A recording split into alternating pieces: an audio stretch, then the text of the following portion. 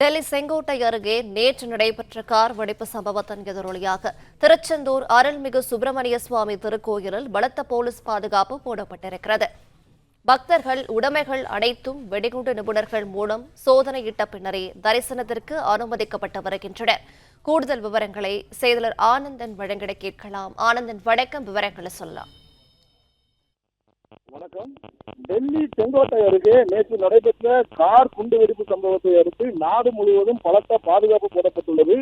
மேலும் தமிழகத்தில் விமான நிலையங்கள், சுற்றுலா தலங்கள், முக்கிய கோவில்கள் உள்ளிட்ட அனைத்து முக்கிய இடங்களிலும் போலீஸ் பாதுகாப்பு பலப்படுத்தப்பட்டுள்ளது. இந்த நிலையில் முருகப்பெருமானின் அறுபடை வீடுகளில் இரண்டாம் படை வீடாக போற்றப்படும் திருச்செந்தூர் அருள்மிகு சுப்பிரமணிய சுவாமி திருக்கோவிலில் பலத்த போலீஸ் பாதுகாப்பு போடப்பட்டுள்ளது.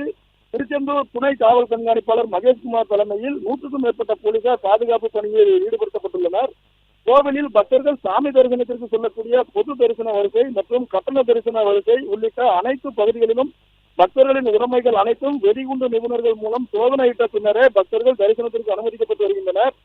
மேலும் கோவில் கடற்கரை பகுதி, நாளிக்கிணறு பகுதி உள்ளிட்ட கோவில் வளாகங்கள் முழுவதும் தீவிரமாக சோதனைக்கு வருகின்றனர். அதேபோல் உடன்குடி அனல் மின் நிலையம் மற்றும் குலசேகரப்பட்டினம் இஸ்ரோ ராக்கெட் ஏவுதளம் உள்ளிட்ட அனைத்து முக்கிய இடங்களிலும் போலீசார் பாதுகாப்பு பணியில் ஈடுபட்டு வருகின்றனர். பிளே ஸ்டோர் மற்றும் ஆப் ஸ்டோரில் இருந்து பாலிமர் செயலியை QR கோடு மூலம் பதிவிறக்கம் செய்யுங்கள். செய்திகளை உடனுக்குடன் பெறுங்கள்.